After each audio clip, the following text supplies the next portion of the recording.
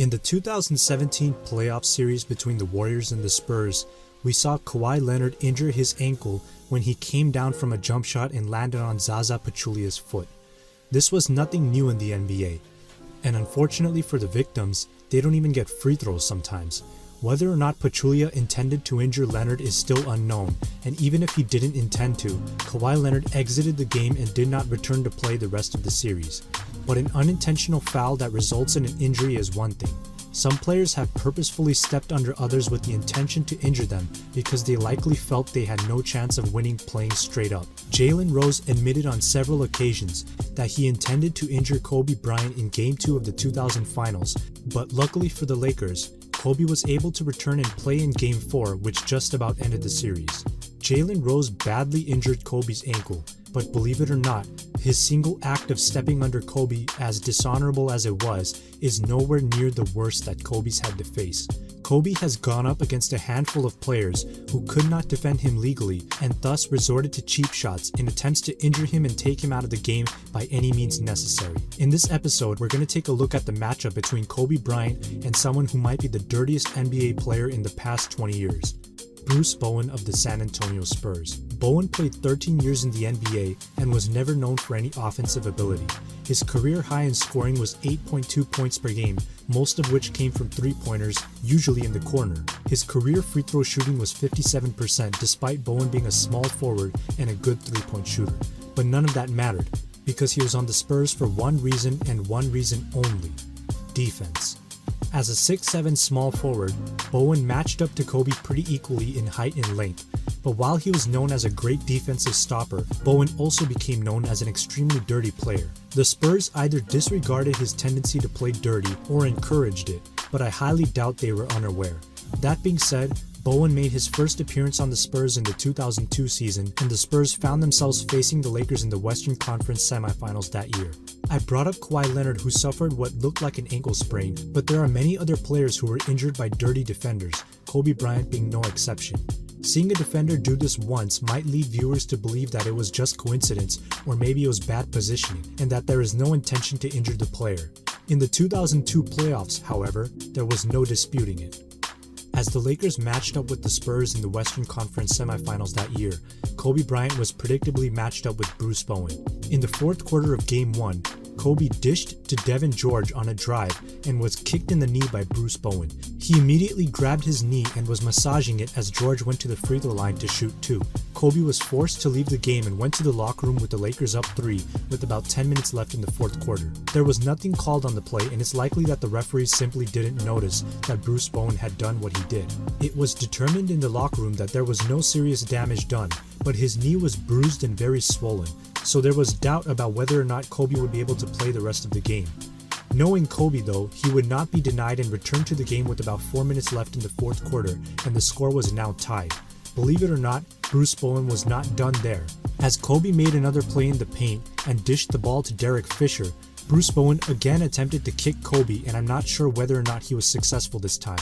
Kobe stayed in the game and Bruce Bowen kept trying. With 3 minutes left in the game, Kobe attempted a three-pointer and Bruce Bowen stepped under him, causing Kobe to fall down backwards as he landed on Bowen's foot. Then, with 26 seconds left, Kobe made another drive and released a shot in the paint as Bruce Bowen stepped under Kobe yet again.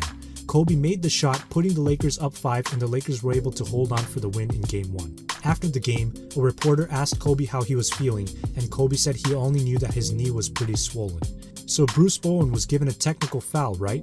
Or a fine or a suspension for at least a game? Nope. He was not punished in any way for the several dangerous plays he made against Kobe, including successfully injuring his knee and forcing him to leave for half the fourth quarter.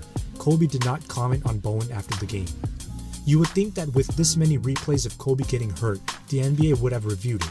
But if they did, nothing was said about it, nothing was done about it, and Bruce Bowen was not done either.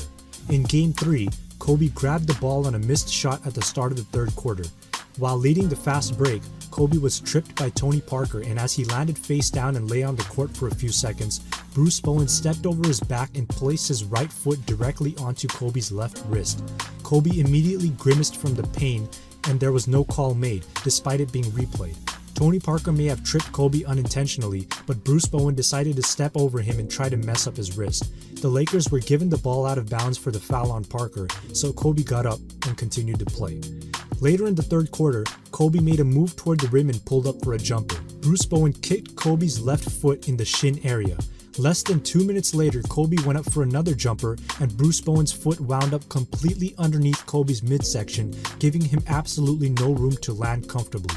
Despite good defense and the attempt to injure Kobe yet again, Kobe made the shot anyway and fortunately was not injured on this play. Bruce Bowen was not penalized during this game at all. There were no technical fouls, no flagrant fouls, no suspensions, and the dirty play would continue into Game 5. At the start of the third quarter in Game 5, Kobe pulled up for an 18-footer and found himself on the ground again, as Bruce Bowen had stepped underneath him and was so far into Kobe's space that he found himself standing over Kobe, despite the fact that Kobe had fallen several feet backwards after landing awkwardly.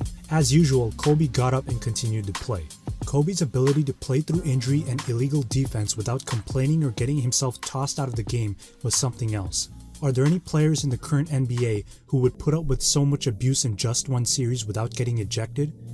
The 2002 playoffs was a testament to how badly Kobe wanted to stay in the game and win another ring. He finished the series averaging 26 points, 5.5 rebounds, and 4.8 assists on 46% shooting.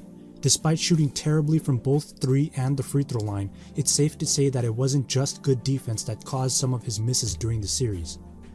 In the end, the basketball gods determined that the Spurs did not deserve to win, and Bruce Bowen was able to watch Kobe win his third championship in a row from home. After Kobe's knees swelled up in Game 1, Gary Vitti, who was the Lakers' athletic trainer, said he would have to kill Kobe to keep him off the court that game. When Kobe shook off food poisoning to score 22 points in Game 2 of the next round, Vitti said, "I am surprised anyone would be able to play under such conditions, but Kobe Bryant isn't just anybody. Think of it this way, if you were in the battlefield, the war doesn't stop because you are sick." Well, that's the way he sees it. The game didn't stop for him, so he had to do battle.